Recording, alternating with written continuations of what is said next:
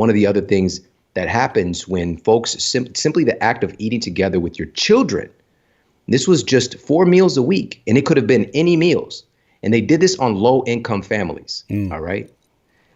Just this act of eating meals together 4 times a week, any meal it could be, dramatically protected the kids against obesity. So their rates of obesity plummeted, and also disordered eating plummeted. These are protective measures that were stimulated and created simply by eating together as a family. And these are the things that are not talked about in the conversation of food and calorie management and trying to be healthy. Yeah. These are the things that really make it all special.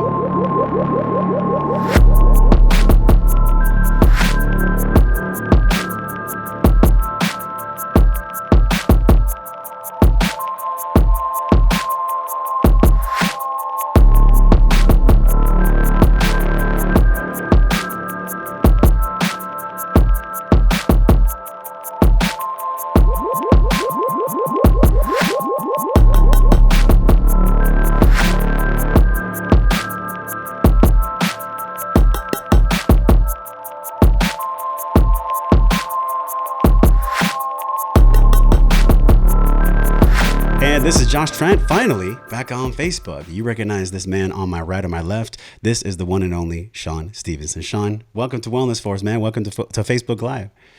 This is such a pleasure. It's been, I think, 5 years. It's been a minute. Yeah. It's crazy. It has crazy. been So much has changed. So much has changed, and we're going to talk about the one and only Eat Smarter today. I got my hardcover copy. We're going to be giving away copies. But before we dig in, Shawn, I wrote a bio for you, and it just touches my heart, the work you're doing in the world. This is one of the most inspirational human beings. If you haven't met Shawn Stevenson yet, the #1 rated iTunes podcast, The Model Health Show. He's been inspiring millions of people since 2013, right? 2013 is when you started the show.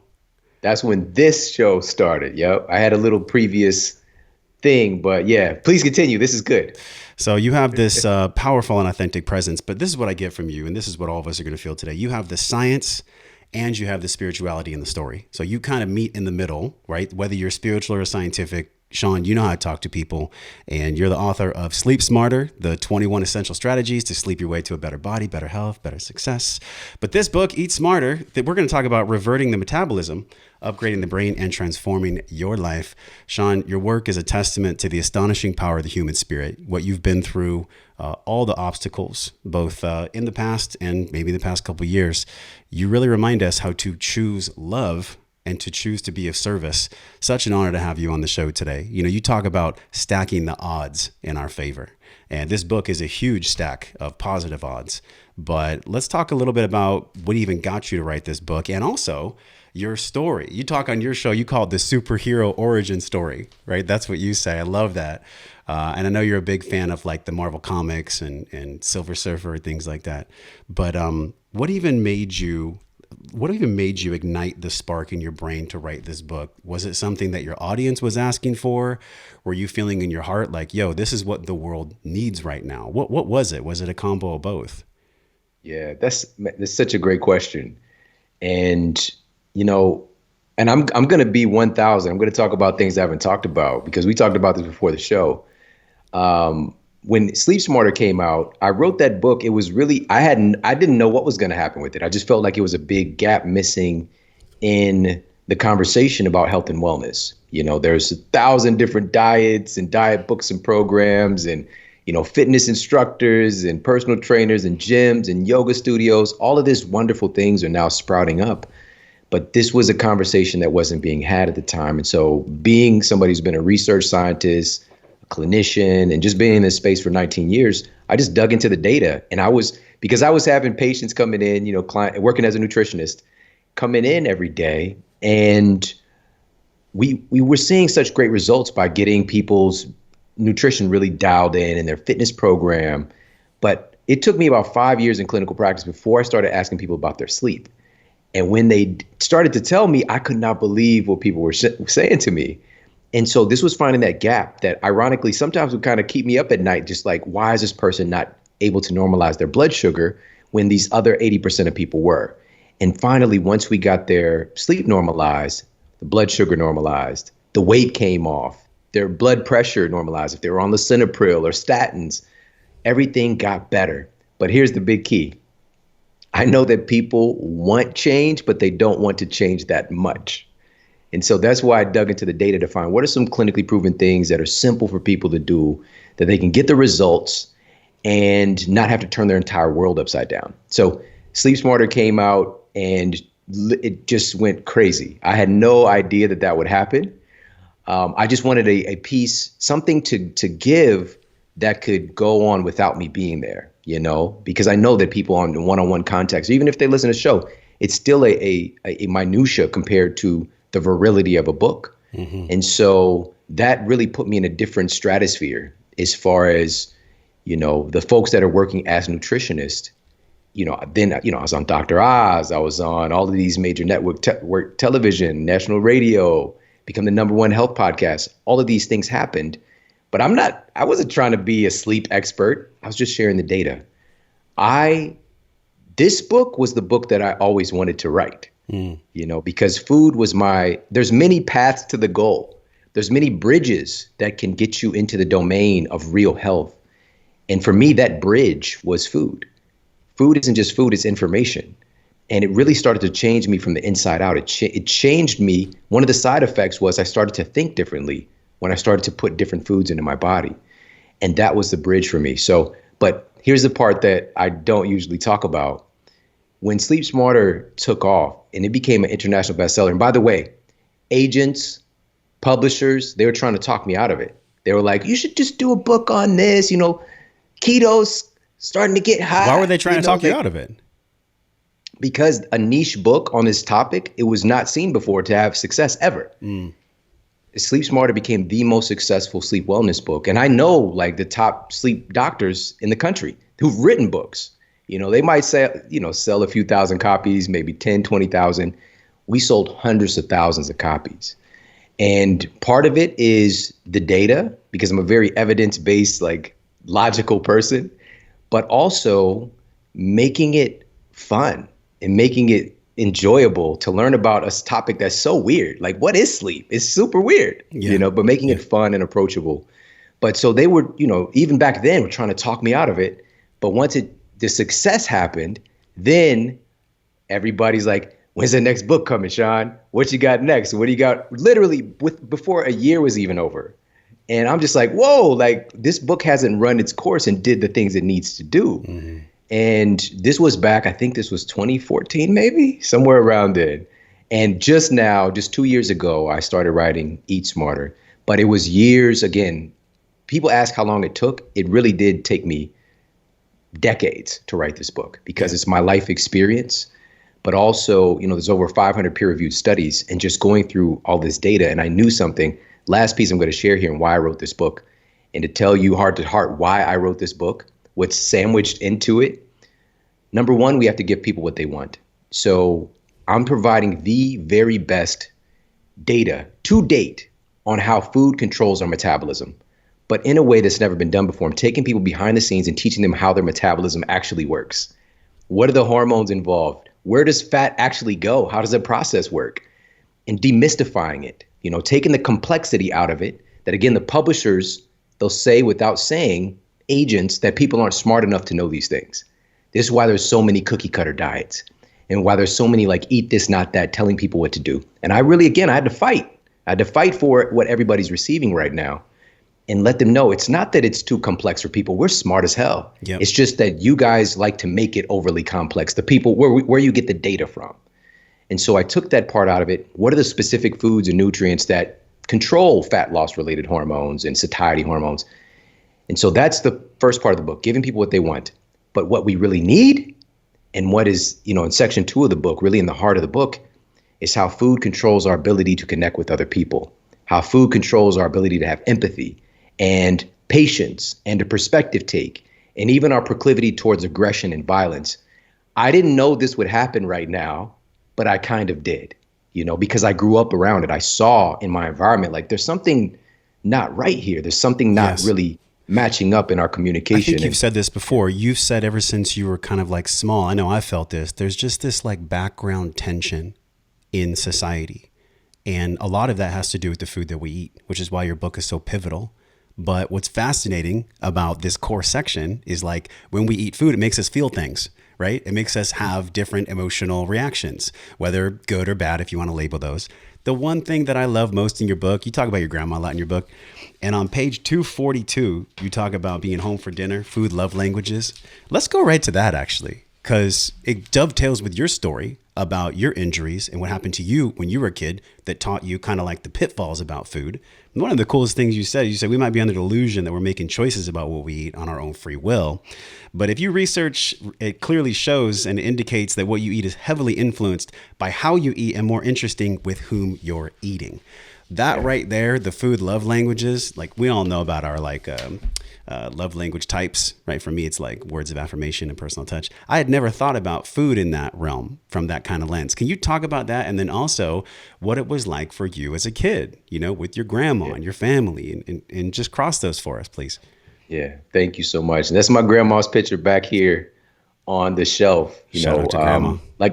Like I mentioned, I grew up around very kind of volatile environment, but these were so many good people as well. It's just the conditions that we're in. It's just so much oppression that you feel. Like I grew up, we were on food stamps, WIC, getting food from food pantries, like charities and things like that. I remember the Velveeta log, right? We used to get government cheese as well on welfare. That block, that government cheese, it was different, but it was tasty, but here's the thing. Coming from that environment, it was very different for me because I was also in a completely different environment, like almost the opposite for a time. From the age of about from kindergarten to second grade, I lived with my grandmother in a nice like suburban neighborhood. I walked one block to the school. I played outside and I didn't have to worry about anything happening to me. And we had a routine. I had woke up to certainty. We had routines for in the evening, in the morning. There's so much structure. There was a lot of magic as well, like seeing my grandmother and grandfather every day. And not that I'm sure that they had disagreements. Of course, they're people, but it was so much love and admiration. They were an entity. Like it came together in one sentence, Mima and Pop. It just came together. And they loved each other so much. It was really remarkable. She literally could not live without him. And shortly after he passed away, she left here. And but having that experience, I was also exposed to the value of education. She would sit with me and spark these things in me that just wanted me. It created a love of learning, which I think is one of the most valuable things to cultivate. Not necessarily learning what to learn, but creating an adventurous spirit or a passion for learning. It's like, but every human has it. Every human has it. It's just for different things and finding a way to activate it. So, she was definitely she's throughout the book, many different aspects of my relationship with her. But on this part with the food love languages, food fits so deeply into that framework. If anybody's read the book from Dr. Gary Chapman, like you said, we all communicate love in different ways and we receive love in different ways. And we often, unfortunately, try to communicate our love to other people in the way that we like love to be communicated to us. And so one time, my wife and I were together for maybe a year or two. And I remember I took this big white board out and I painted. I used a little paintbrush and used different colors. I think it was like my daughter's paint kit or something. And I painted her this poem on this big whiteboard. And it was so hard. It was so hard to do. But I just felt this desire to express this love in a different way. Like, I'm not just going to, take you out somewhere or whatever it is. I'm going to show you how much I love you. And I gave it to her. And of course, she was like, this is awesome.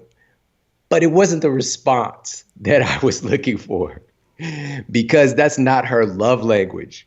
She doesn't understand from her perspective what all went into that and what I was trying to express. Pretty anticlimactic. And the poem is pretty dope, because I know how to do the wordsmithing thing. But what really matters to her is quality time, just being with her. That is the most important thing. Whereas I'm pretty good being by myself, like I enjoy time by myself to learn, to grow, to find out how to become better. And so, the greatest gift, and I didn't know this until later because I didn't understand the difference in the love languages. So with food fitting into these boxes, words of affirmation. When somebody's cooking you a meal, my mother-in-law, one of her big ways she communicates love is through food. She lives for it. She literally lives to make food for other people. She puts so much into it, like literally, she's meditating. She puts on meditation music while she's cooking. She puts so much love and life into that food. She takes it seriously. That's amazing. She listens to meditation music while she cooks. Yeah. So it's like heart to hand to dish. For real. And she's been doing this for decades, And so she's communicating that through food, which again, that's a gift, right? Gift giving is one love language.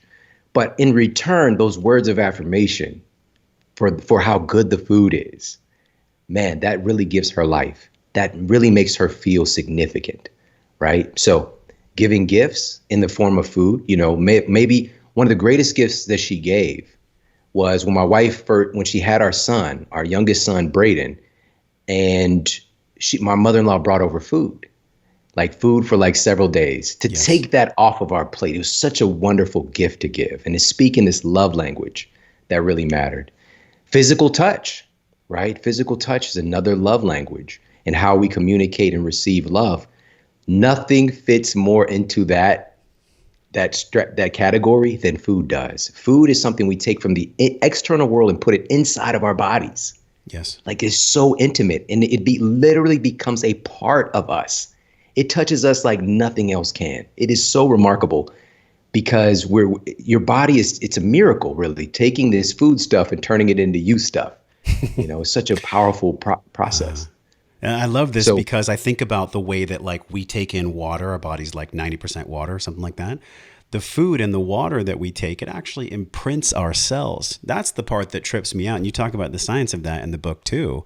When we're absorbing food and water, it is literally like zeros and ones, like superposition on the quantum computers. That's what's happening on a very molecular level when we take in this food. And it's so easy to forget this, the quality versus the quantity. Because you talk about starving for macronutrients, somebody could be getting 4,000 calories a day and they're still hungry. And how does that relate to the way that we force our family members to eat? And the food love language is well, unless you clean your plate, you don't love me. And meanwhile, what's on the plate? A bunch of calories that don't have any nutrient value. Yeah, this is so powerful, man. And there's, again, because of the nature of this conversation, there's other different dynamics to get into. And of course, I go through each of the love languages, but I got to touch on what you just brought back up for my spirit right now. And what I really was on a mission to provide in this book is that it's not just the food itself. It's also who you're eating with, as you alluded to earlier. Yes. And how you're eating, when you're eating. All of these things, these little dynamics can literally change the entire outcome of our health when we're talking about these epigenetic controllers. And so research, and by the way, our minds are really run on questions. And so I was asking different questions, and a lot of people are asking about food.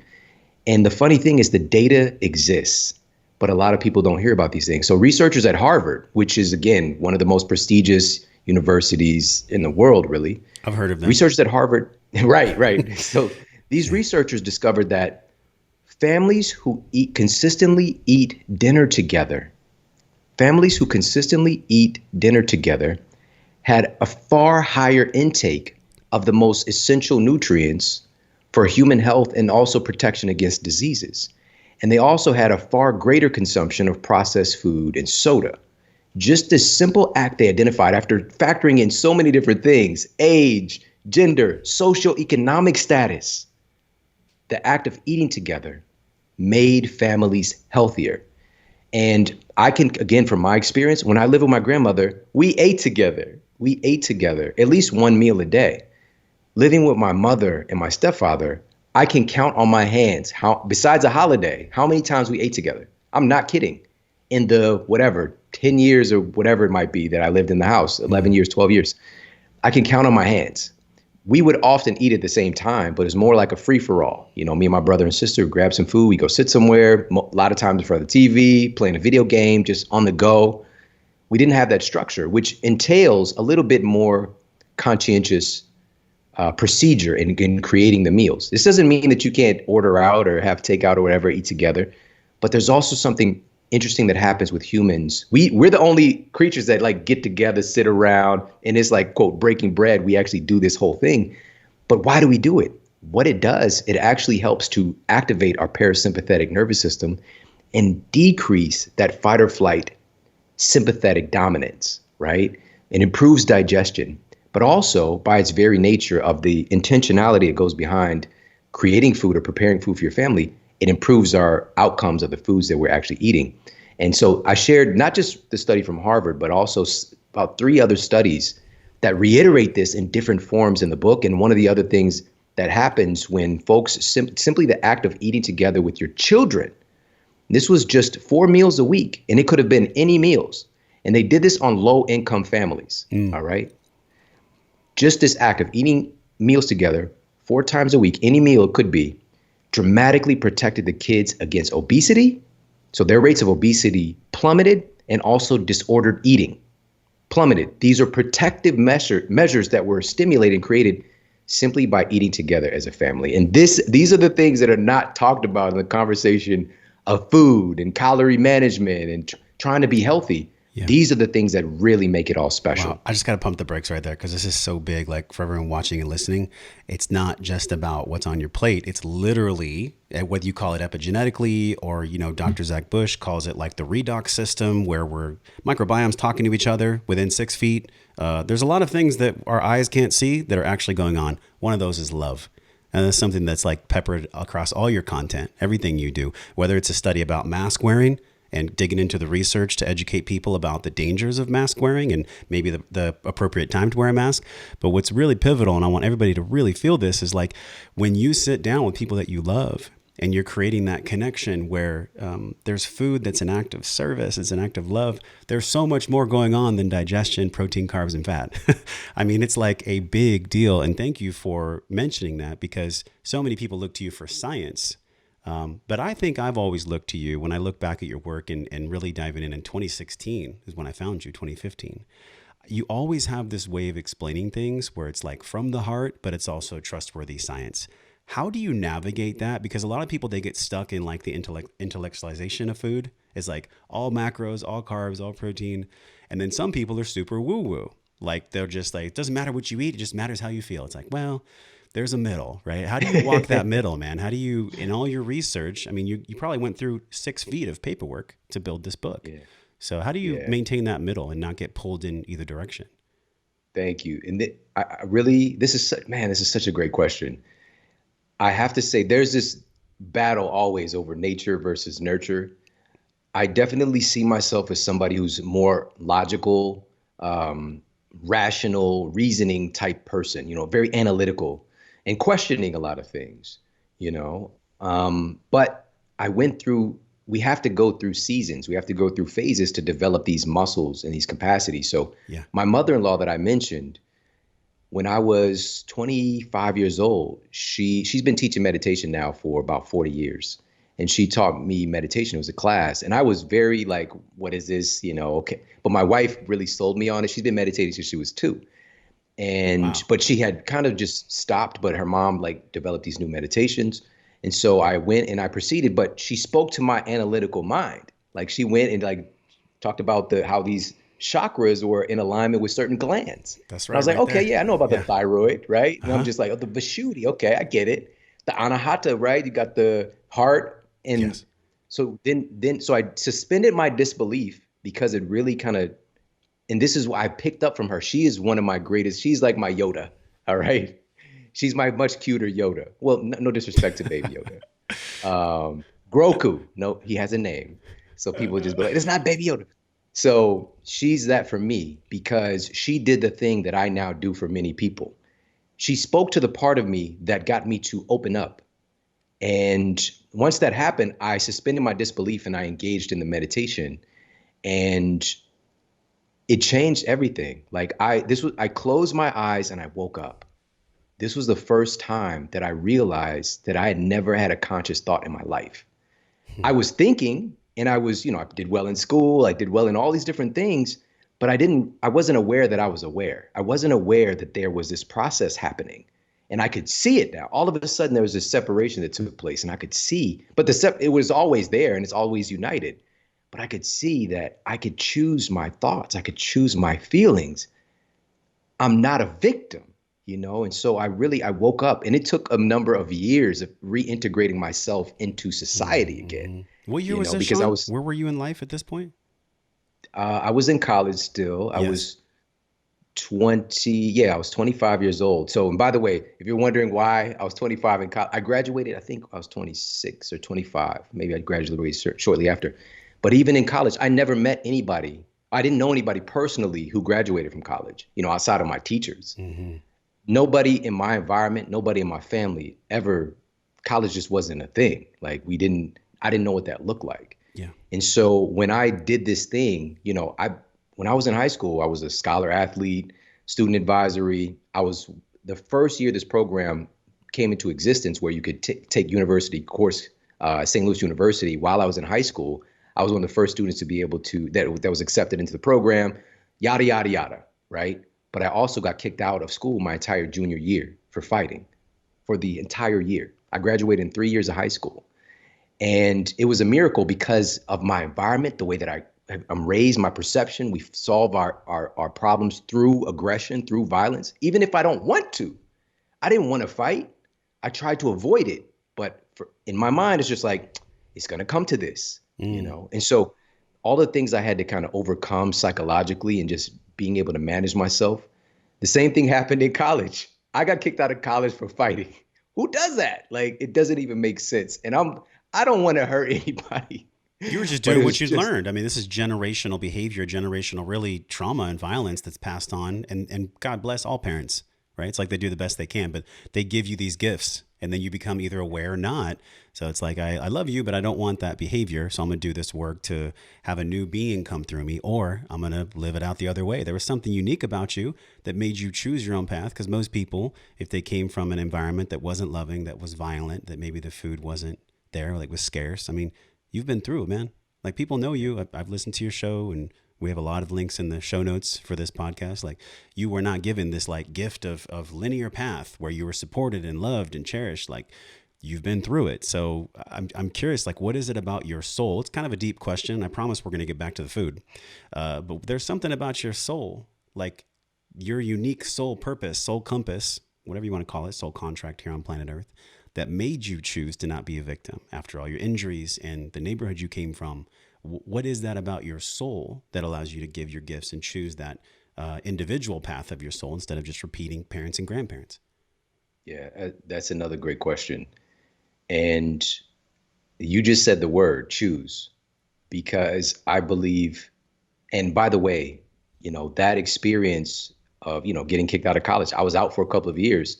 But I kept finding my way back. I kept finding my way back into this path because I just had this desire, like this deep-seated thing all the way back from my grandmother, that I was going to do something exceptional that my family had never seen before, that I was going to do something exceptional in this world.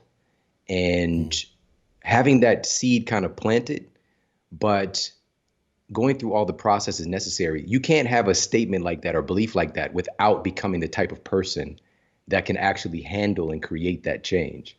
And so when you decide that you're going to do something outside of the bounds of what you've ever seen before, outside of the bounds of your community, you are immediately evoking obstacles to be put in your way. Yes. All right. Because they're there to develop certain qualities and capacities and strengths and even latent abilities, latent talents that you don't even know you have. We often need, it's just like in the real world, going to the gym. We need that stressor. We need that pressure to help us to develop strength and resolve and the ability to handle. And all of a sudden, as you get stronger, that 10 pounds doesn't feel like anything anymore. And so as you grow as a person, those things that would normally take you down, maybe mess up your whole day, your whole week, maybe mess up your life, all of a sudden they don't even touch you. You don't even feel it because of the choice. And that's the word that you used. I chose it. And I had many, many times, and many of my friends and family who've ended up literally dead or literally in jail right now. We had the same opportunity, same choices. But what was different and I'm going to give you 1000% from my perspective. This is what happened. I got to a place, and this could be life serving this up to me, or it's that soul call of like, I need this to become me.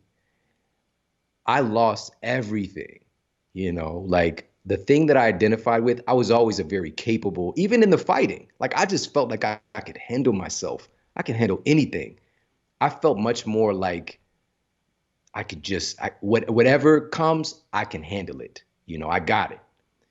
And suddenly that was stripped away. My identity of being this like fit, athletic, capable person, that was stripped away from me.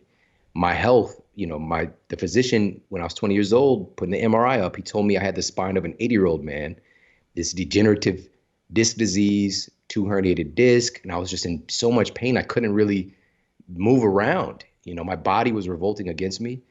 I lost my health, and I was told it was incurable. There's nothing I can do about it. I lost truly any semblance of family that I had. My grandmother, she's a trigger point. She was still there. Let me just be clear. It was her, after 2 years of suffering and asking habitually, which many of us do, asking, why me? And I mentioned this earlier. There's this process the brain undertakes called instinctive elaboration. The human mind is really run on questions. Questions, I want people to walk away with this today. Questions are the answer. Questions are the answer. However, we have these subconscious questions we're always asking, whether we realize it or not. But I was asking every day of my life for those 2 years, why me? Why me? Why me? And also it's coming from a negative perspective too, because I might ask why me, which I did later. And I talked about in the book and how we can turn these negative questions into positive. But why me was, your brain is a servo mechanism. So I'm scanning the environment to find and affirm things as to why no one will help me, why my life is terrible, because I'm a terrible person, because I don't have any family or any advantages or any support. I just continue to see those things. Whereas as I evolved my awareness, now when I ask why me, it's because I am strong enough. I'm a different kind of strong. I'm Do you very, reflect back, Shawn, and think about like, wow, my brain wasn't being fed, and that definitely led to my struggle because your of brain course, obviously wasn't being fed, of right? The human course. brain, as you talk about, needs smarter. The human brain is undernourished. I would say Yeah. 95% of people have an undernourished brain, right? Whether it's magnesium, and we can talk about the fat and the proteins and all that. But you were coming from a place where you didn't know that you didn't know. It was an ultimate blind spot. Yes. Yeah, those two things go hand in hand. As I mentioned, food isn't just food, it's information. As I got my body more nourished, my brain more nourished, it became easier to see the opportunities. It became easier to see the way out. But, to finish that question from earlier, it's just when I lost everything, when I perceived that I lost everything, my health, my family structure, um, a sense of kind of purpose. I was going to school, but now I went from a 12 credit hours to 3, and I'm barely scraping by because I'm so embarrassed and I'm in so much pain and losing everything. Even my kids, my two older kids. So I have 3 kids. My 2 older kids. I was very young. I was like college, high school, having my first 2 kids. Even them not being able to see me and to live with me, because of the situation that I was in. I lived in Ferguson, Missouri. It's 1-bedroom apartment, mattress on the floor. Whenever they come over, I had a little air mattress that they would sleep on, but it had a hole in it. So they go to sleep like a foot above the ground. They wake up on the floor every day. Yes. But my kids and them seeing this process has been amazing. But so losing everything, and people talk about this, but it is a real thing. When you hit rock bottom, seriously, when you feel like there's nothing else you can do, things can't get any worse. That's when sometimes you look up and you see your ability to stand up. And it took that, and it took a little bit of light in the form of my grandmother, who called me and still checking in on me. And I use this word because she used to use this word, pestering me. And I act like I was fine because he just like, what is this old lady gonna tell me? How's she gonna help me? But I was not fine. And I realized that my blueprint for life was not matching up with my life conditions. And it was creating so much suffering. And so I had to change my life conditions or change my blueprint. And I decided to change both of them. And it started with when that happened, when I was at that rock bottom, I realized, no, I didn't realize this consciously yet, but I asked a different question for the first time in 2 years. I asked, what can I do to feel better? It was the first time I ever asked that after seeing all the physicians, all the drugs they gave me, all the all the prescriptions of bed rest. That's when everything changed. So yeah, I mean, just to like put a cherry on top of the Oh yeah, question, man, that that's a big soul cherry. print or that transformation process Hmm. really came from having being at that rock bottom and remembering remembering how capable and powerful we all are. Yeah. And I want to instill that in the community members from where I'm from and from every other community in the world. That's what I'm really dedicated to. Grandmother brings the medicine, doesn't she? Like the medicine of consciousness. There's something so powerful about that. Like really, let's be honest. Ancient feminine wisdom. There's something very powerful about it. And actually, my brother's here, and he said, "Let thy food be thy medicine, and thy medicine be thy food." I know you've quoted this quite a bit. And the medicine of your grandma was like spiritual, emotional. The medicine that you were feeding yourself was food to heal yourself, right? You had an 80-year-old spine. You couldn't sprint around the track. You were dealing with having an air mattress that leaked and kids that come over. You're probably feeling a lot of things about like not being able to provide. And so a Yeah. lot of attacks on your psyche. There was something that pulled you forward, and here's the result. Here's the result of you being pulled forward, right? As well as sleep smarter. So that result was, like you said, changing. That's the key word, like changing the blueprint. So a lot of people are here with us, and Liliana and Cicely and Lori and different people are here, and they're like giving you so much love. Thank you, Shawn. Yes. And on top of that, probably so many people watching this or listening are going through their own reassociation of what a blueprint actually is. Like, how do they change their life? How do they begin this journey? You know, in your book, you talk about like the food and the psychology. So we've explored your story, man, and I got chills a couple of times because I was literally picturing a 1 bedroom apartment with like a leaking air mattress and kids coming in. Like that's hard. That's really hard. And changing your food habits and changing the way that you emotionally relate to food can be hard. I used to be 280 pounds. So I understand this journey. For people that are at that beginning point as they dig in to eat smarter, what does that beginning process look like of like, first of all, what is the blueprint? And then like, how do they change the one they have that's not working? Yeah, it's so good, so good. And by the way, I do not recommend the 1 bedroom teenage teenage parent sleeping on the floor. I don't recommend it. I'm glad that I went through it because it developed certain qualities. Yeah. But all of these things are just opportunities for us at the end of the day. And so the most important way to see this and to change our blueprint, where does our blueprint come from? It's coming from our thoughts and our perceptions. The greatest driver of the human psyche is to stay congruent with the ideas that we carry about ourselves. All right. Everything we do in the world is actions associated with who we believe ourselves to be. And it's very difficult to get in there and to change the beliefs and to change the thoughts when the hardware itself is faulty. All right. It's very difficult. And so getting in there, and when we're talking about changing the blueprint, changing our brain to change our lives. And so what does that look like? Well, you mentioned this a little bit earlier. The human body is predominantly water, but truly your brain is about 80% water. And if we're looking at the most water dominant organs in the body, it's right next to the lungs as far as the most water dominant organ in the body. And one of the studies that I shared in Eat Smarter, the researchers found that just a 2% drop in your baseline hydration rate is enough to cause mental dysfunction and fatigue. So loss of your reduction in your reaction time, reduced ability to be able to manage yourself in space. So like spatial awareness, the ability to do mental math and grammar. Basically, we get dumber as we get dehydrated. And everybody today, so many people are looking for like, what is the nootropic to take? What is Mm-hmm, the this mm-hmm. and that? Water is the number one thing. And so, but it comes with another important facet. And by the way, when I was dealing with all of this, I'm not kidding. Maybe I drink a glass of water, but I was just vicariously getting. And by the way, my discs that were essentially dehydrated and being flattened, they're non. It's a non-vascular. It's like a process of remote osmosis. Like your disc, even as everybody, if you wake up in the morning and you're 5'10", by the end of the day, you can be 5'9" and 3/4, or even 5'9.5", because of that compression, gravity, and those discs losing hydration. Your body has a priority to hydrate your brain and your blood first. All right. The spine and bones are like the last place to get it. So you have to really super hydrate yourself to get back to the baseline you need to be. And so with this water conversation, this water piece, number one, it's incredibly healing and important for the brain, but it's not just the water itself. It's the thing that water comes along with in nature that we've evolved with. It has to have minerals, electrolytes. Yes. And listen to the word, electro, light, electro. Your brain is literally running and communicating. It's this electrical currency. It cannot even do that without electrolytes.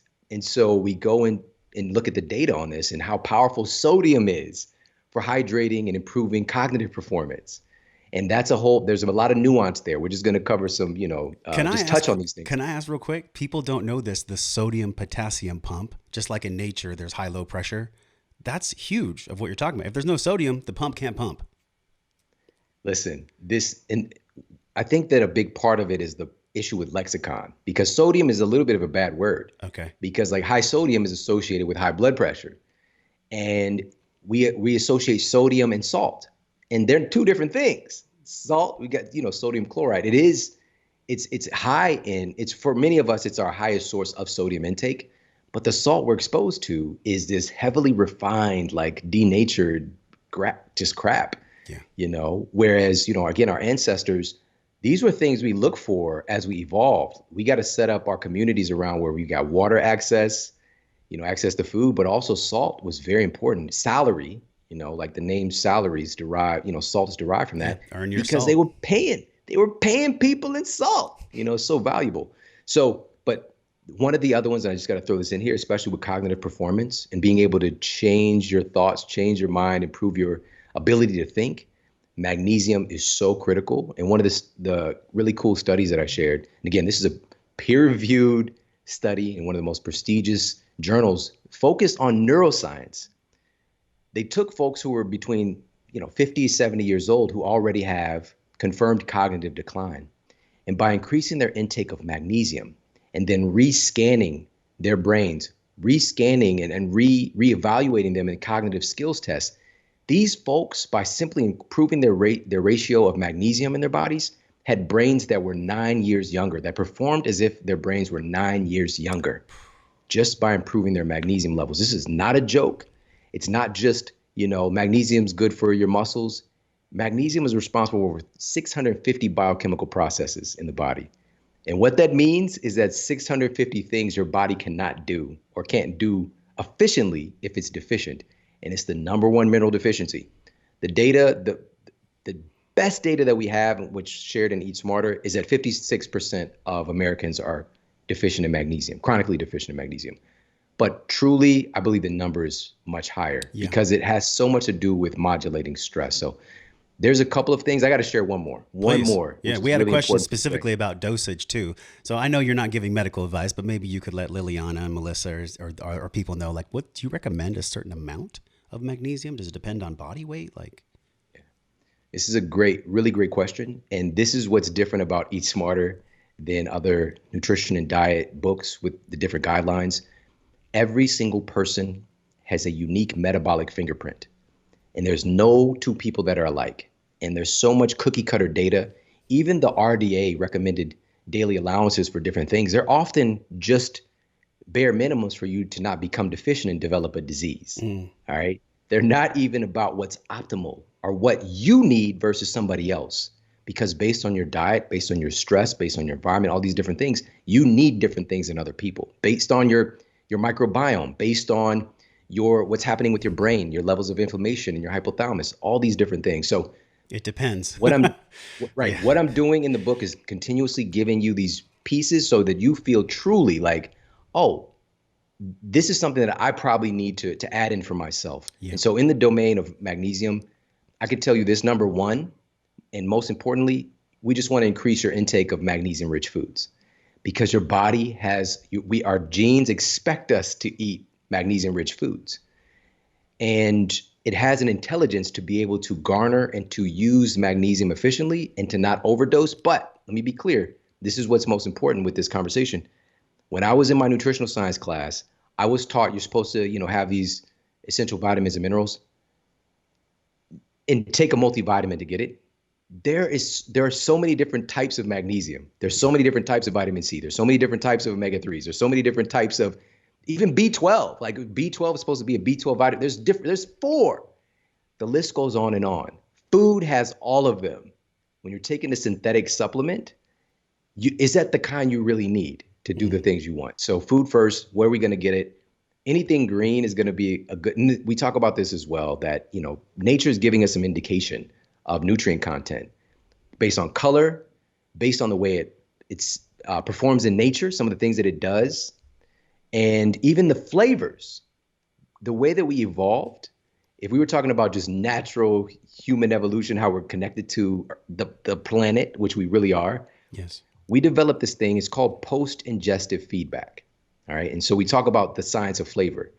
And what would happen, we'll just say, 500 years ago, your ancestors are, hunting, foraging, and they're going out and they come across some berries, maybe some wild goji berries, but maybe it's called something else at the time, whatever. And they eat them. And then what happens is when you have that and that flavor association, your body starts taking notes on what it got from that food, right? Oh, I got some copper. I got some selenium. I got some amino acids. I got a little bit of these kind of sesquiterpene oils. I've got all these different things. And now I've created this association between this food and these nutrients. And so when I become deficient, I will have a craving. I'll have a desire to go and eat those foods. The issue today is that food manufacturers have really muddied up the water of that communication. And so then, of course, we talk about the associated hunger and metabolism effects. But here's the thing. Anything green is a great source of magnesium. Chocolate is actually a great source. Ironically, chocolate is a great source of magnesium as well. One of my favorites, just a square of dark chocolate. It's so good. There you go. There you go. It's the best. And we want to get, of course, higher quality stuff. Nuts and seeds are going to be great sources of magnesium. There's tons of different lists in the book, but food first, then we can look at supplements. This is something in my clinical practice I would have quite a bit of people to supplement with magnesium. And since then, we've had many much more improved products.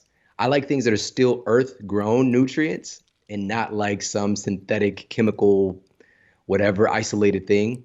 But like there's a magnesium supplement that's derived from like really, really concentrated sources of salt. And they isolate that magnesium, for example. I'm a huge fan of the element stuff. I don't know if you and Rob have talked about that. Do you have brands that you go by? Do you recommend brands, first of all? Do you get in trouble if you recommend brands? Like, do you even do that?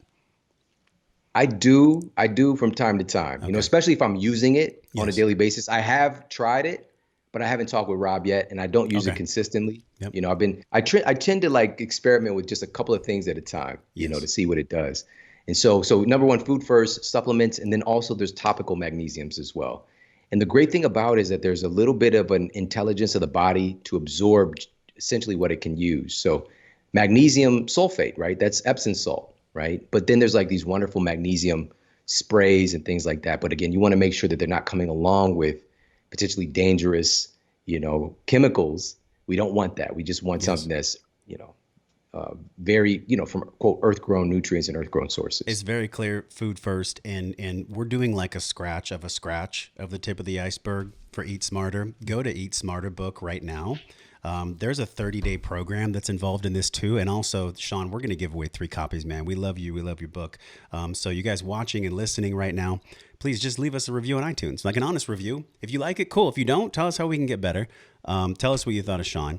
Go and get one of 3 copies, and we'll actually announce it on the 31st of January this month. Shawn, you are such a wealth of knowledge, man. I already knew this. Like the way you can go deep on one topic without any notes, just from your memory, it's a testament to all the work that you've done. It's really like the embodiment that we talk about on the show. So many people are like searching for the next podcast, the next book, the next thing. They're like stuck in that gathering phase where they're just trying to get all the information. And then they're trying to embody it so they can like let go of the weight, which is actually something I learned from you 5 years ago. We don't need to lose the weight. we know where it is, right? You taught this on a podcast like 5, 6 years ago. We know where the weight is. We don't have to lose it. It's there. It's about letting it go. So to fortify this, and my question for you is like the emotional component of Eat Smarter, the psychological, the brain nutrients. We talked about magnesium. Is there anything from a micro or a macro perspective that can give us higher emotional intelligence, right? Our ability to have emotional resilience and the capacity to listen and not get triggered. Like, talk about that a little bit, man. Such a great question. So, and by the way, I love that, what our tendency when we lose something, right? We lose weight. Our tendency is to try to find what we lost, Yeah. and so we want to, like you said, let it go. But even to get to that place where you can have that insight and that different perspective, it really is kind of garnered by what we're putting into our bodies. So what can we do as far as nutrition to improve our emotional intelligence and our ability to relate to other people? I want to share two things. So number one, researchers at The Ohio State University, they wanted to find out what would happen with married couples when they have abnormal blood sugar and their ability to communicate with each other and to solve their relationship conflicts. And so they had them wear continuous glucose monitors. And this was a while ago. This was before it's like people are just doing it just for chits and giggles, Yeah. right? So they had these folks to wear them, and they can actually monitor what's happening with their blood sugar in real time. And so what they discovered was that, and by the way, in our culture right now, we have here in America, we have 135 million Americans have type 2 diabetes or prediabetes right now. And the number is it continues to grow. So when we're talking about abnormal blood sugar, this is habitual. This is an absolute epidemic. It is a major problem. Super easy to have abnormal blood sugar and eat a common meal. Like I grew up eating almost every meal for my entire life up until I had this, transformation in thinking, something that makes you go, a sugar spike, and then you go hypoglycemic, right? Blood sugar spike and crash. And that associated crash, your body takes blood sugar management very, very seriously. Like this is a threat because your blood sugar needs to be stable so that you can keep your eyes out for threats. Because again, we think we're fancy. We could drive a Tesla. We could wear nice clothes. We have very primal programming. Mm-hmm. And so the blood sugar has to be stable for you to analyze and to analyze threats in case you need to fight or flee. And plus your blood sugar needs to be on point for you to fight or flee. All right. So to get your blood sugar back up, your body can do it, and it will instantly do it. The way that it goes about doing it, though, is by secreting these catecholamines, right? So stress hormones like adrenaline and cortisol to get it back to its baseline. The side effect, however, is that they can make us very irritable and even aggressive. And so what they discovered in this study after compiling the data, when folks were experiencing abnormal blood sugar, they were far more likely to have greater aggression towards their partner. They're far less likely to be able to have patience and a perspective take. And they also found that they were far less likely to resolve their relationship conflicts, all right? Just based on their blood sugar, all right?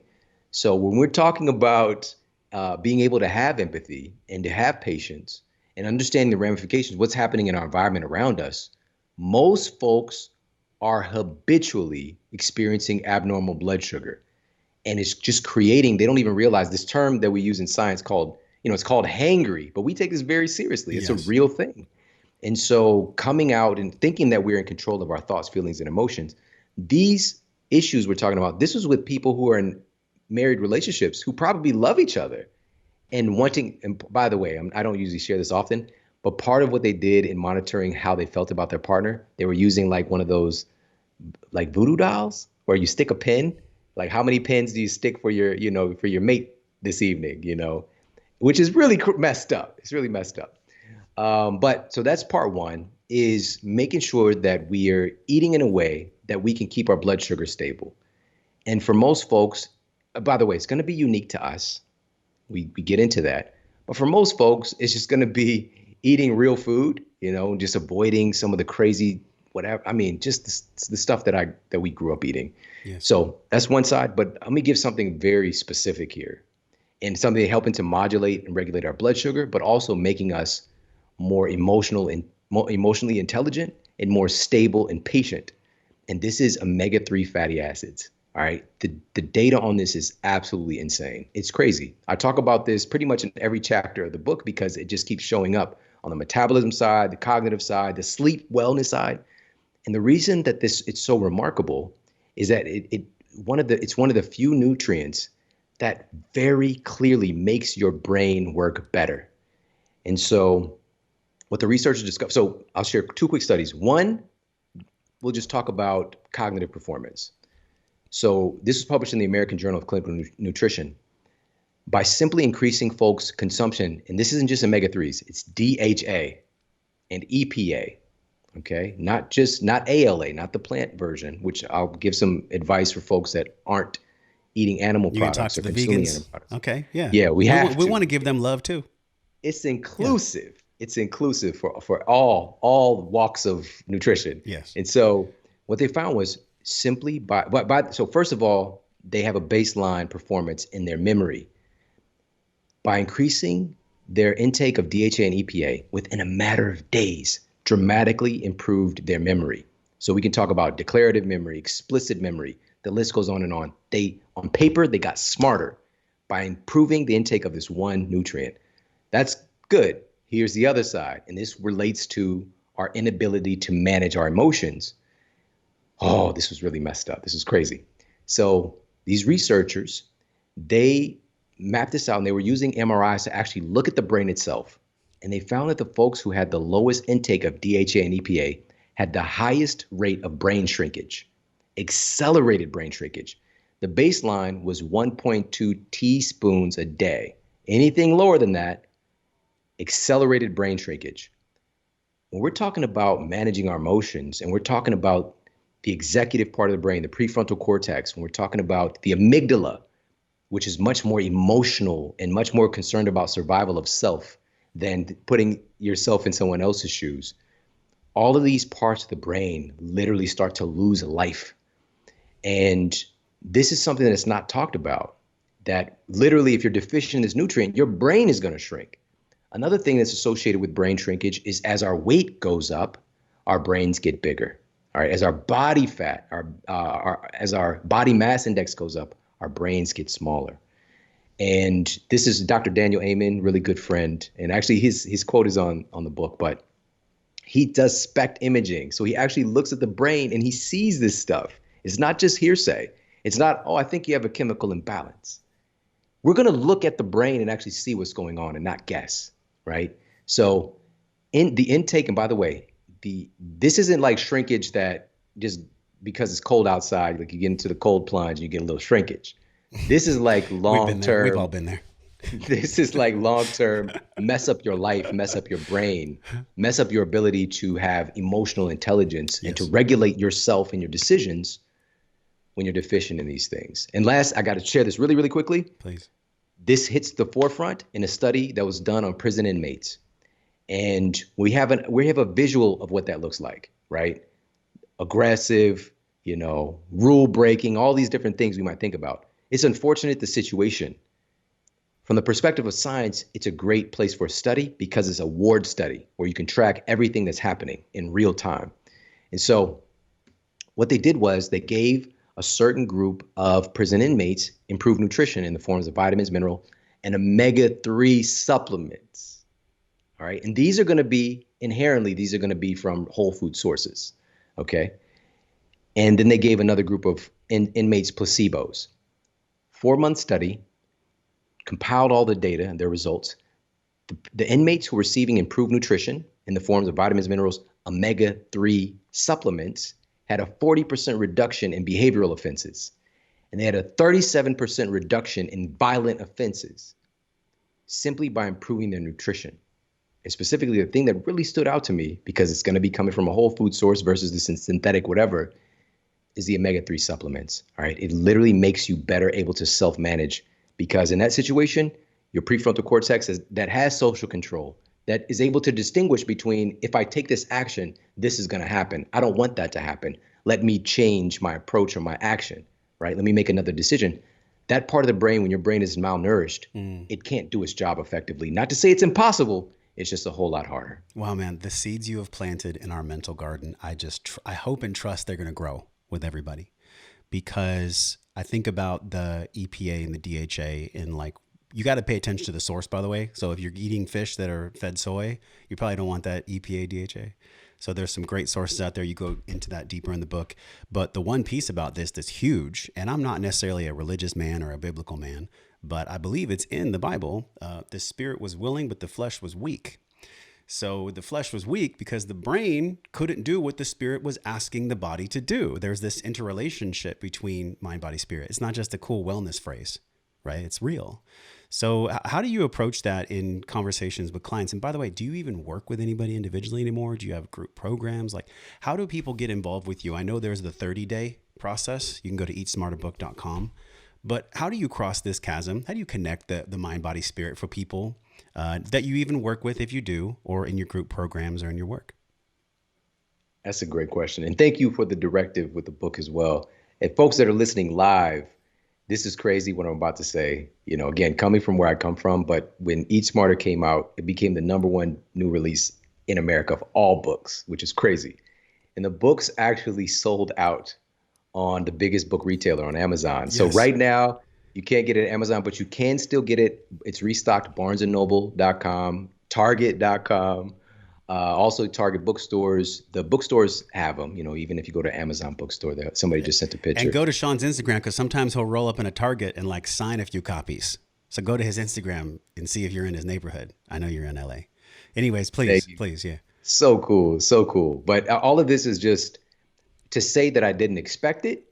No, but to experience it, it's just been so unexplainable, you know, because I really felt that this was needed right now at this time. The book was supposed to come out like almost a year ago, actually, but things kept happening to move it back to this point when we really, at the turn of the year, and to see the response and people, it was on the top 10 list with Barack Obama, Matthew McConaughey. What? I'm not that. Like, this isn't about celebrity or politics. This is about health. It's about love and connection and education. And people are showing that this is important. So those are the places you can find the book. And of course, eatsmarterbook.com, we got a free video course that I put together too. But so thank you so much for that directive. Yes. And really being able to kind of tap into, the question was about our soul blueprint. That's right. The connection between this mind, body, spirit. We hear about this in wellness. I think there's even software. It's called like mindbody.com. But beyond just it being, as Michael Pollan calls it, like something where it's on a social media meme or it's looked upon as just like a lighthearted thing, there's so much truth in this equation of mind, body, and spirit. So my question for you was like, how do you actually approach this for people that are beginning the journey? And I don't know if you work with clients anymore individually. This concept of mind, body, spirit, it might be cool to intellectualize, but where does the heart meet the road on it? Yeah. And so I closed down my clinical practice a few years ago, which was tough. It was really tough. I mean, everything was very successful and I was having incredible experience. But I just really, and it was so hard. It's one of the hardest things I've ever done, because it's also a sense of certainty in that as well, that I've been doing so long. But I knew that this was when I was writing Sleep Smarter. This is when I was writing Sleep Smarter. I knew like, I've got to go 120 into this and get this message out to the world. And so that's when I made that decision. So I don't work with patients and clients personally anymore. I do have, various programs, different schools that I work with, and also I do guest lectures. Like I just did a guest lecture for NYU Neuroscience Department for their students. But, there's different institutes and things like that for training. But outside of that, how do we do this and why, this is the power, the virility that a book has, because you could take my entire life experience and encapsulate it, something that has taken me decades, and you can absorb that in days. That is one of the biggest things with tapping into that, because for you to be able to identify and to have, even as you're listening today and connecting with Josh and I, having this experience, if there's something that sticks out to you, it's because it's already there in you. It's not something that came from outside. It's just reminding you Yeah. of who you are, how powerful you are, and the gifts and the insights and the capacities. Your spirit just like, ah, yep, yep, that's familiar. That's familiar. So I would say, and I've got this firsthand experience. Oh man, the people in my life now that I would see on the television, that are my friends. Um, wow. I mean, I'm just kind of freaking out right now. So like Michael Beckwith, I saw him in a documentary. I'm about to talk to him in about 30 minutes here. You know, um, I'm bringing that up to say, immerse yourself in it.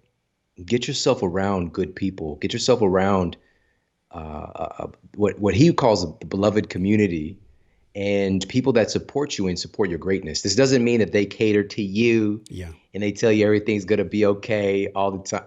It's more so that they create a space for you to grow. They help to provide a little bit of space and some fertilizer with some insights and some advice. But people who also make you think differently, who challenge you and challenge your way of thinking.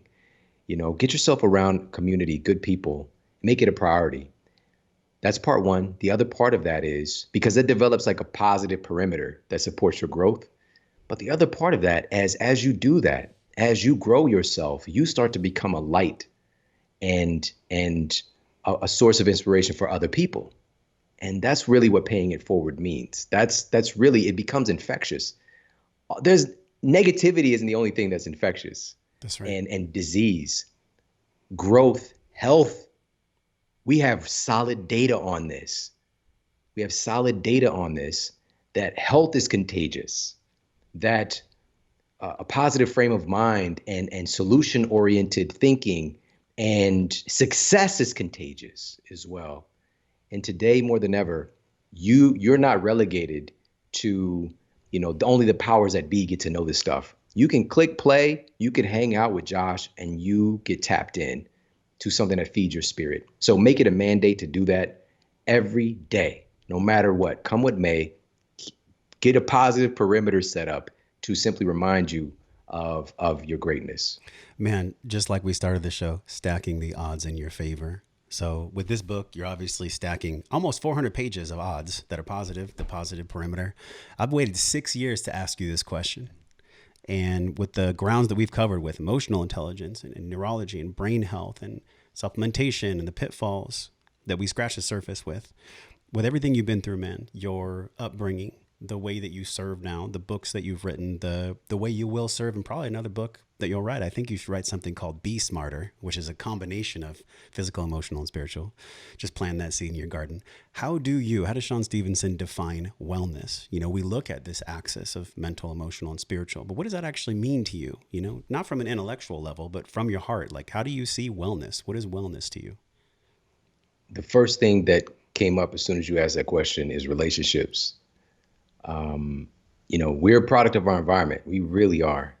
But what's exceptional about humans is that we're also creators of our environment.